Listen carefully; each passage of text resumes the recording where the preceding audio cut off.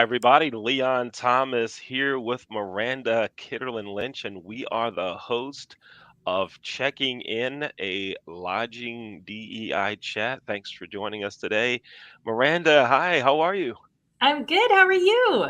Everything is groovy and outstanding. We're rocking on, having a great day. You know the question that's coming up. It's like the first question of every show. I But know. don't, but don't answer because I have to ask the question first. I know. The question is, we're here for season 2, episode what? I'm going to say 14, and that is my final answer. Episode 14. Now, you're probably right. I'll go with it. You're right. Episode 14. Let's go with it. If I say it confidently enough, it just becomes true, right? Oh, okay. So you want to do a replay? Is that the deal? Okay. You're here watching Checking In a Lodging DI Chat. I'm Leon. She's Miranda. Miranda, this is season 2, 14, Leon. episode 14. Right on. I like it. I like it. Folks, if you want to be a guest on our show, send me an email. Send it to Leon at the leonthomasgroup.com. Let me know you'd like to be a guest on the show, or you can contact Miranda. Miranda, how do they get in touch with you? Do I sound like a jerk if I say just Google me? No, it doesn't sound like a jerk. I mean, that sounds like, look, Not because Google, I'm important, but because I'm the only one. Google knows me, right? If you Google Leon Thomas, you might see me, but there's also like this musician, right? Ah. Yeah, he's a musician, and I actually sent him an email. He's a musician, so I said, "Hey, dude, we share the same name and a love of music." And I sent him a video of me with a trumpet in my hand. Oh, Notice God. I didn't say of me playing; it was just of the trumpet in my hand. So I'll throw the trumpet away now. But anyway, I you get love it. the idea. Speaking of musicians, have you heard Beyonce's new country music song? Beyonce with a country music song. It's so good. Oh my, did you hear my voice drop down to the floor? Yeah, It's I, amazing. you know, Mhm. my voice changes like that with crab cakes, a good crab cake. Our producer, Dr. J, who does a great job producing the show, thank you, Jay. His voice drops like that with pierogies, but yours was with Beyonce's country song? I Yes, never and knew. do you know where I discovered that she has a new country song? Well, where did this happen? TikTok. Oh my, here we go. Now I have to check it out now. I, It's I so have good. to I have to Okay. check it out. Wow. Okay. I'm there. I'm there. I'll go And that check it out. tracks for a DEI chat, right? Like, Yeah, it yeah. does. It does. It covers a lot. It covers a lot for sure. We have another great guest today. Miranda, tell us about our guest on today's show. Yes, I'm so excited that she could join us. She is a PhD student at Penn State studying some really cool stuff in this space. And I actually got to meet her when she was a master's student. So we've known each other for quite some time. Love seeing her grow, and just the things that she's doing are just so interesting to me. It's Miss Sydney Pons. Hi. Hi. Hi, everybody. Hey, Thank you so Sydney. much for taking the time. Thank you guys so much. And thank you for inviting me to be on this amazing podcast. I'm excited to Thanks, be a guest. thanks for being with us. Now, I want to tell everyone this. If you want to know if LinkedIn is actually a real thing, if it works, if it's powerful, if the connections brew through LinkedIn, the answer is yes. I met Miranda through LinkedIn, and Sydney, I met you through LinkedIn. Right? You So, did. and at the time, I didn't know that you knew Miranda. And look at that, all those mutual connections, and it's real, folks. So I'm just saying, if you're skeptical about the power of LinkedIn, please stop. It's Oh, actually good stuff. Absolutely. This is the time for LinkedIn to jump in and sponsor the show now. Yes. Absolutely. Yes, and watch this will be the one that their algorithm says, no, no, no, we're not going to display this one. Not many people are going to see this when you watch. This will be the one that gets like 2 views, all right? Because we actually use their name and say good things about them. LinkedIn, we love you. We do. Yes, you Well, we're do teaching your foundations in classes across America. Yes, yes. So, Love Cindy, if you could share with our listeners some of the things that you're doing, some of the areas that you're researching, because I think it's just incredible. I think it's interesting. I'm super excited about it. Thank you so much. I would love to share. I think I need to give just a little bit of a background of why I'm here and what my experience is that even informs me of what I do, which is I spent about half a decade in hotel management across Western United States, in really kind of that mid-level limited service, majority entry level labor market.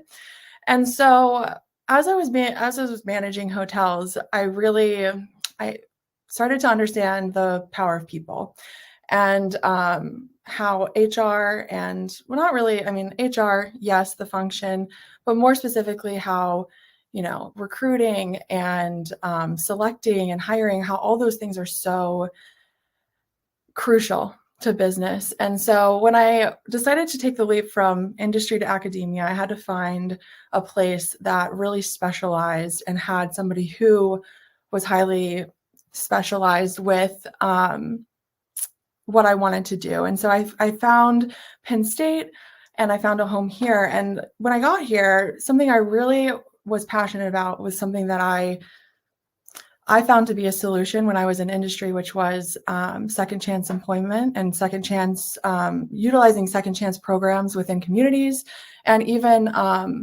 working with correctional facilities to reintegrate released individuals into work. And so as I kind of dive down that academic avenue of how do I make impact academically, I realized that a way to get multiple voices into the people at the top, so to speak, is through this thing that we do, which as it stands right now, is sometimes just a checkbox item, but is this DEIB training.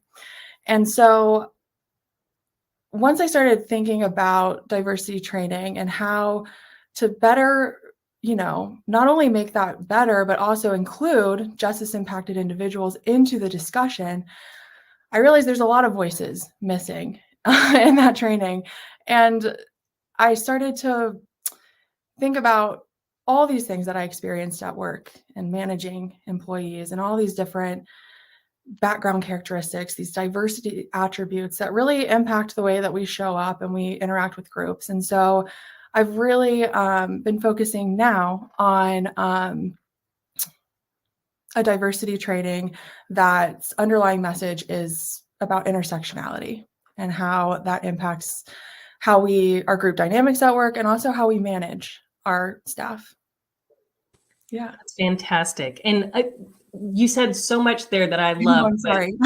No, in a good way. Like it's hard to pick like where I want to go like first. But justice impacted individuals, that's a really powerful statement, because I think about drug laws today, for example, and they're very different than they were, let's say, 20 years ago, right?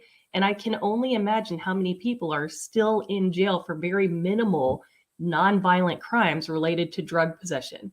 And I think it's so important that there be research and conversation for second chances. Maybe even more important that there be research and conversation about reversing some of those decisions.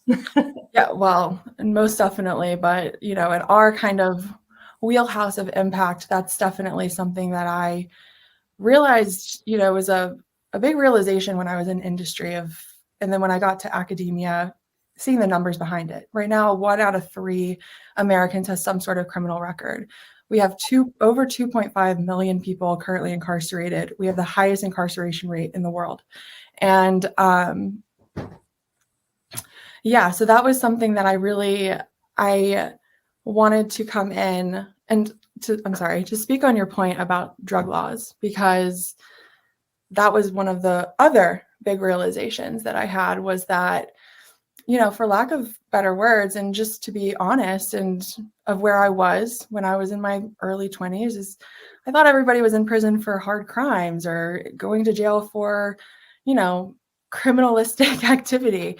And then I quickly realized that these were just people just like me that got caught, if I'm speaking honestly. And I really started to reevaluate my own value system. I mean, that's what these kinds of choices make you do.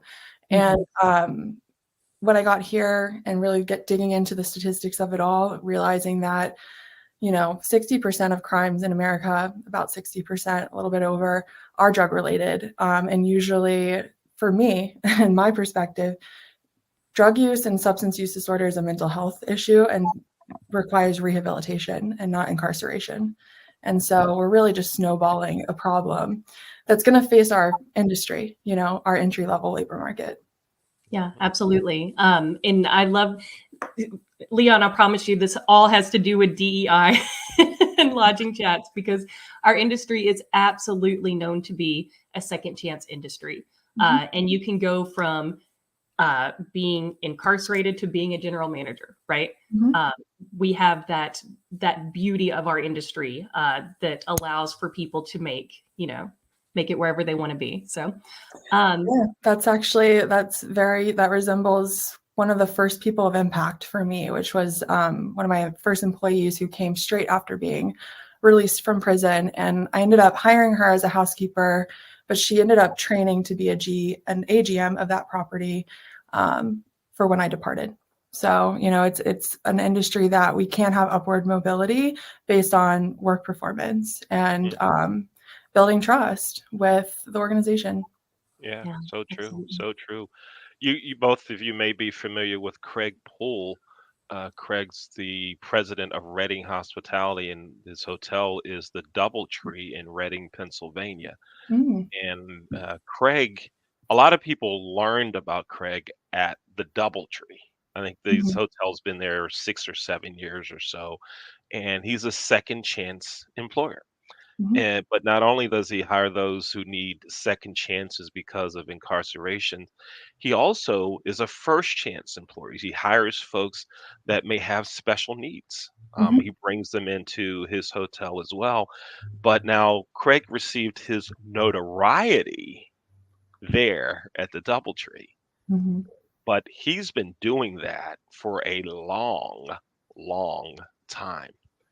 Craig hired me into the hotel business at a Hampton Inn near the Pittsburgh airport. Now, I wasn't a second chance employer. I was really like a sad case. Give this kid a chance. He doesn't know what he wants to do. Give him something. And Craig, he later said to me, he said, yeah, I just kind of liked the jacket you had on when you came for the interview and figured you needed a chance if you were wearing something like that. He said, I liked the jacket, but it didn't look good on you at all. It was like a light blue blazer. It was sad. It was really bad. But it's the only one I had. All right. So, but Craig gave me my start in the hotel business. And he's been doing that, giving people chances forever. And I know there are more people like Craig that are doing that. We just don't hear about it. And it's something that sometimes we don't talk about either. I've been in meetings where the general manager whispers and says, "Yeah, the guy that's working as a server right now, he just got out of jail 3 weeks ago. Shh, but mhm, don't tell anybody." Instead of, "Yeah, this guy, he's doing a great job. He's turning his life around." We don't really send that message. So I'd like to see us, send that message because our industry provides so many opportunities for mhm, folks to really make it. So Sydney, in your research, when you talk about the training that's needed, tell us some about that training. And we all know what's going on now. It's check a box, you were there, sign the sheet that says you were there, but there has Mhm. to be more to it. What are your thoughts on what's needed? Tell us some about what you're proposing and what you'd like. Yeah. Well, a couple different avenues here. So you're right. We know what's happening currently, which is oftentimes an online format, oftentimes a requirement, checkbox item, compliance measure. That's not everywhere. There are, in-person sessions, but what I think is lacking here, and what I'm seeing in the body of literature, but also just what I know from intuitive experience and industry experience, is a lack of focus in the message, a lack of relevancy, and the mode of training has to be engaging and participatory. And so that's really kind of where I started thinking of what's an intervention that can hit all of that, that's going to be highly relevant to the job. So something that I can actually take with me to work, or for the sake of doing it with students, of which I do a lot.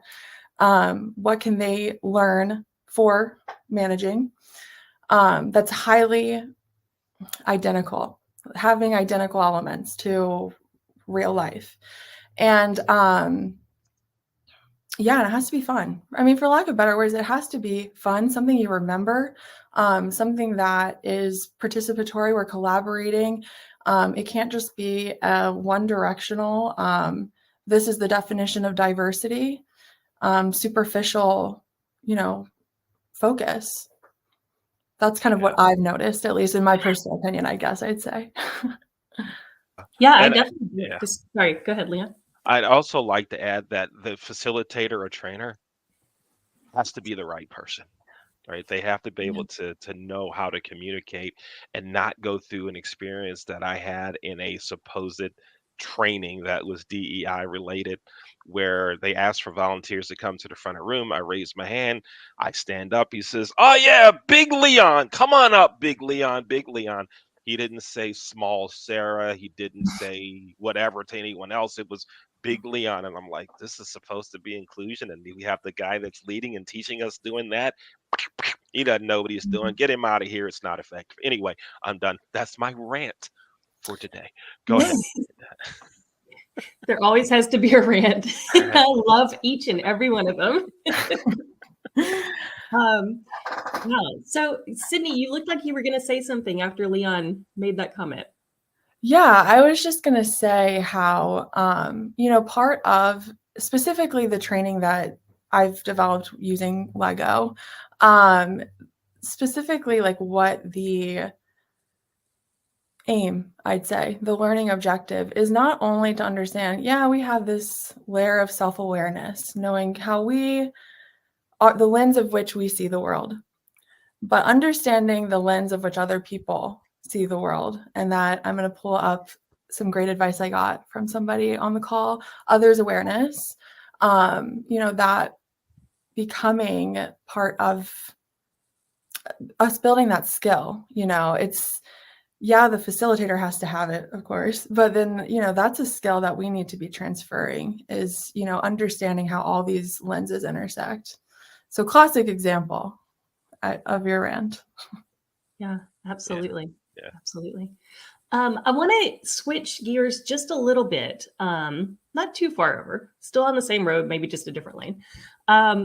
You are doing some research related to hair that I think is just fascinating, because it's something that I've never thought of. As a middle-aged white woman in America, hair has never been a thought for me, especially going to work, wearing my hair however I want, right? And in conversations, as I'm on my learning journey, it's been brought to my attention that, hair's a pretty big deal for people, right? So can you tell me a little bit about the research you're doing in that area? Yeah, I'd love to. And it was actually inspired by a creative challenge to think of ways to collaborate with other students. But it came from, I hate to plug LinkedIn again, but here we go. It came from LinkedIn. I was scrolling and I saw my own personal network talking about this. And exactly like you said, Miranda, as a 30-year-old white woman, my hair routine had never been factored into my equation and even my lens of which I viewed others and how their routine might be different than mine. And so I started seeing these things. I started going, well, what's been done in the literature? Not very much, as one could imagine. But then I became really close with somebody that is a PhD candidate here, and she's from Ghana. And then we started going into like, what is your hair routine in rural Pennsylvania? How does that work out? Like, where do you get your hair done? How does that make you feel internally?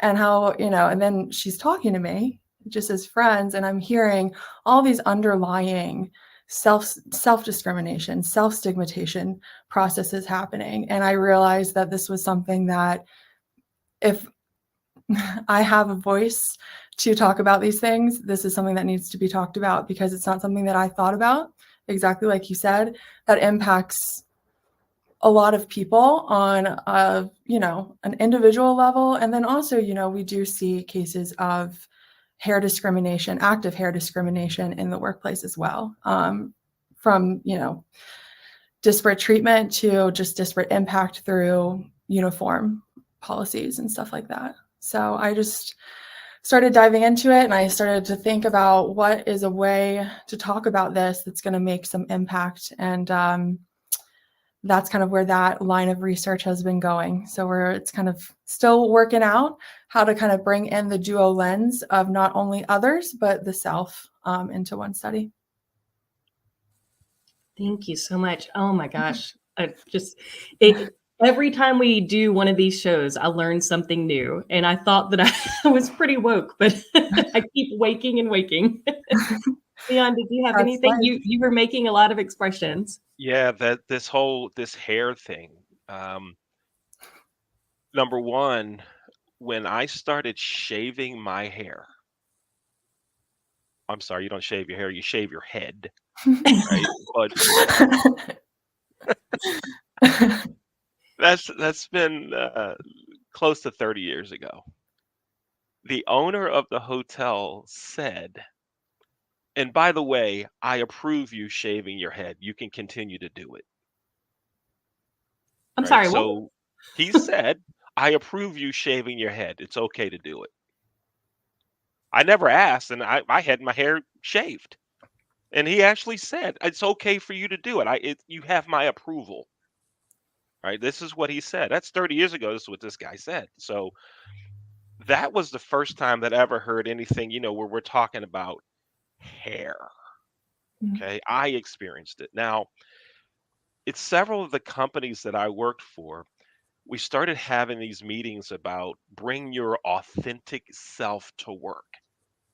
And I listened to a lot of the African American ladies talk about they were concerned about their hairstyle, that they couldn't come with their hair natural the way they'd like to wear it because it would not be perceived as professional.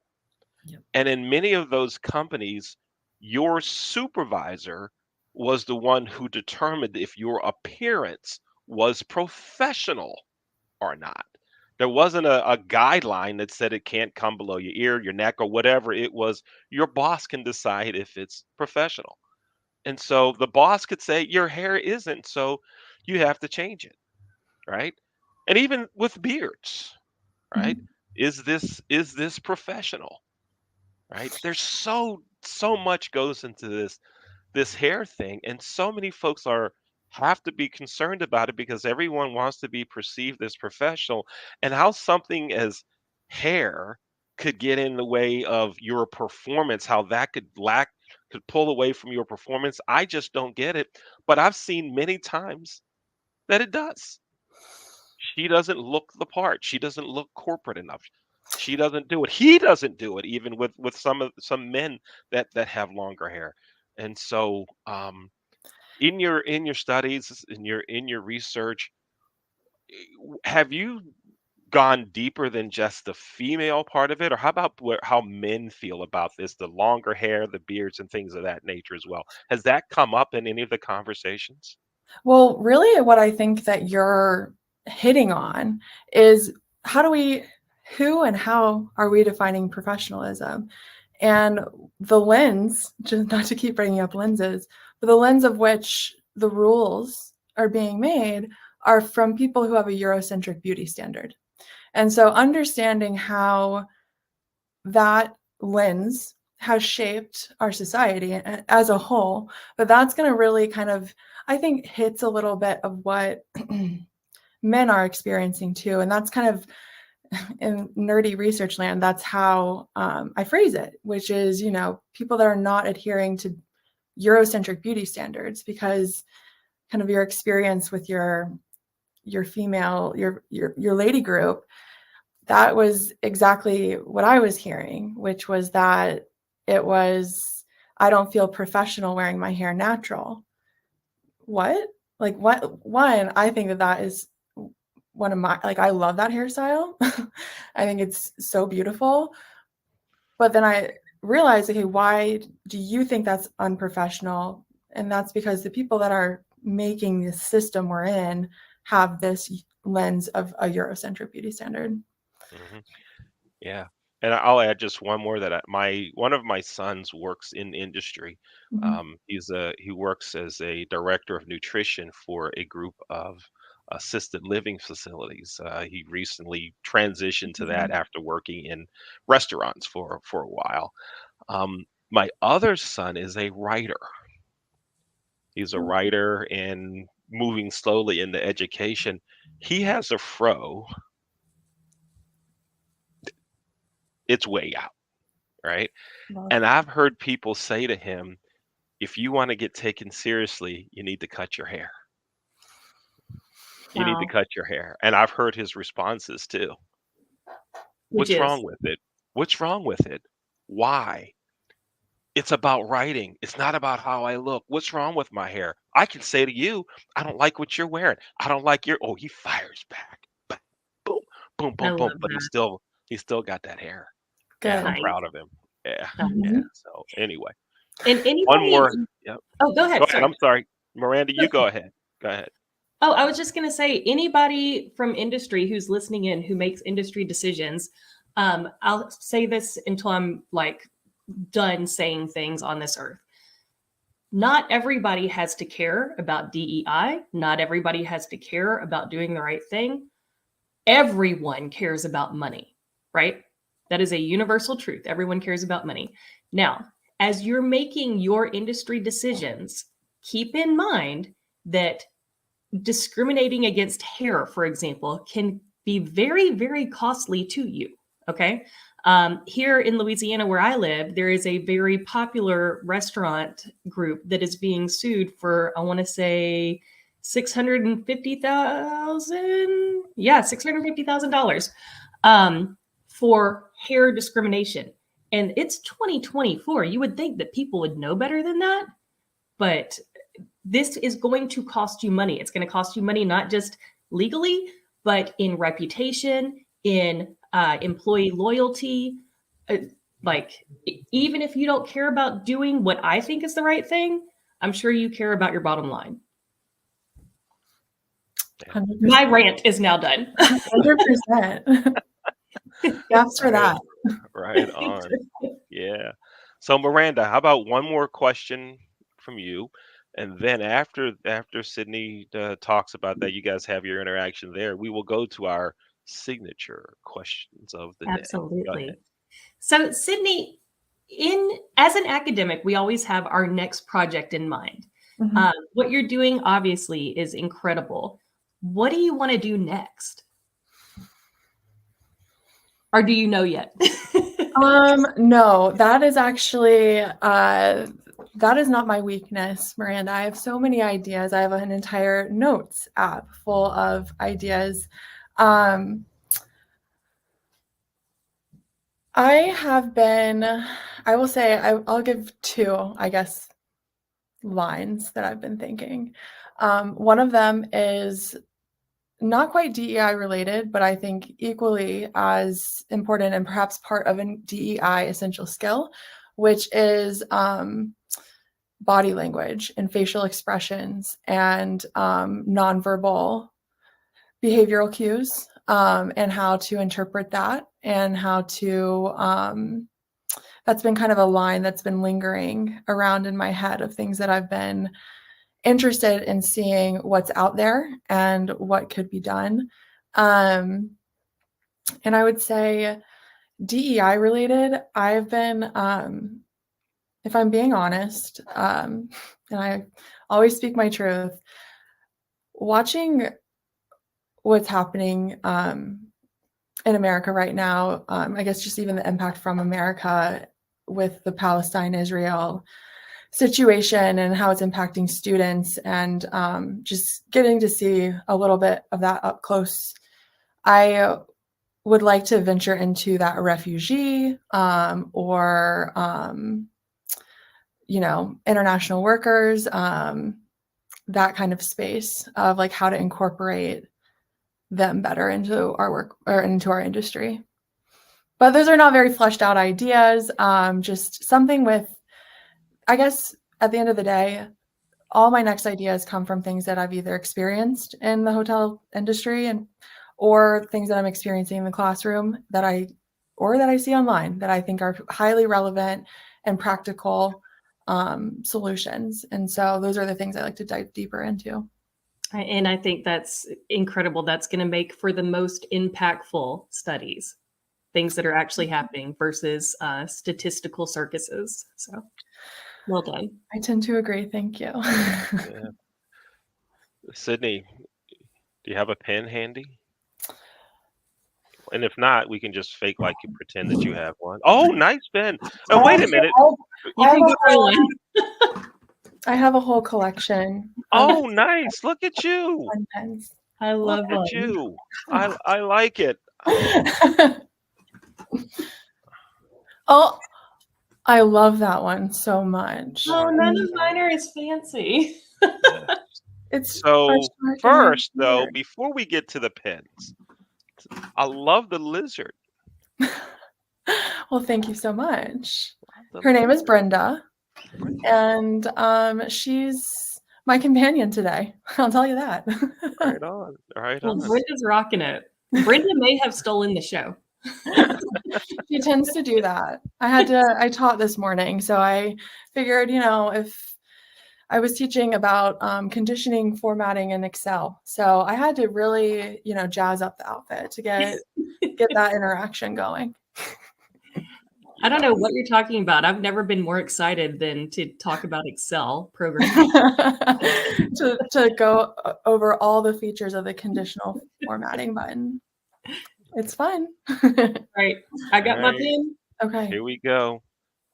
On 3, go ahead and sign. Let's see your signature. Here we go. It is now time for the signature questions of the show. 1, 2, 3, signatures.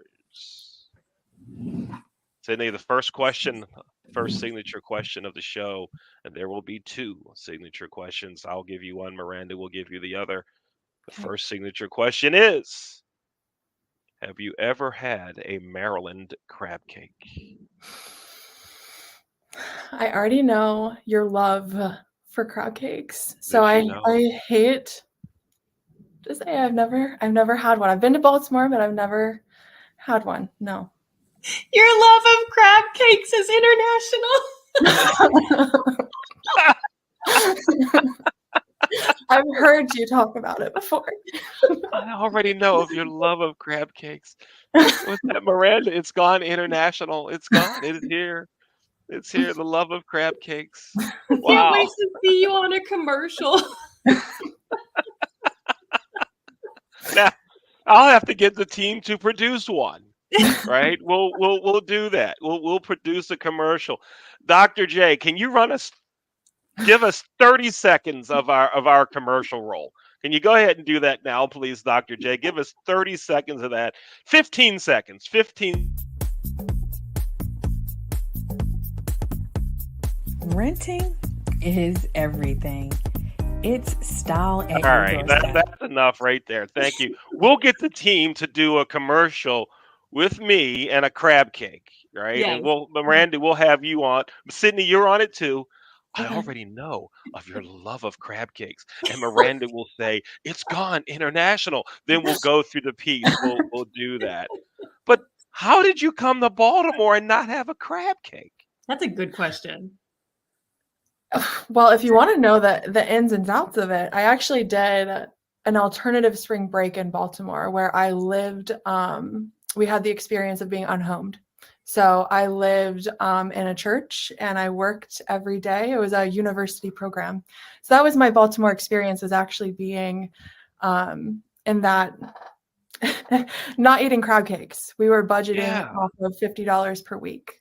Yeah. Wow. Yeah. So now we have to have you back on the show or even just a private conversation to hear more about that. That's wow. Wow. It was a Yeah. life-changing experience. I was really lucky that my undergraduate, East Carolina University, had partnerships with Go AmeriCorps. Pirates. Yeah, go Pirates. They had a connection or a partnership with AmeriCorps, and they provided these amazing alternative spring breaks that really helped students, helped me change my whole lens, my whole perspective. Yeah. Incredible. If I was not already impressed, I'm just like blown Yeah. away. Blown away. Oh my All right. gosh. Absolutely. I'll wrap us up with my signature question. And I know it's not going to be going back too far for you, but if you could go back and tell your 20-year-old self any piece of advice, affirmation, or pearl of wisdom, what would it be?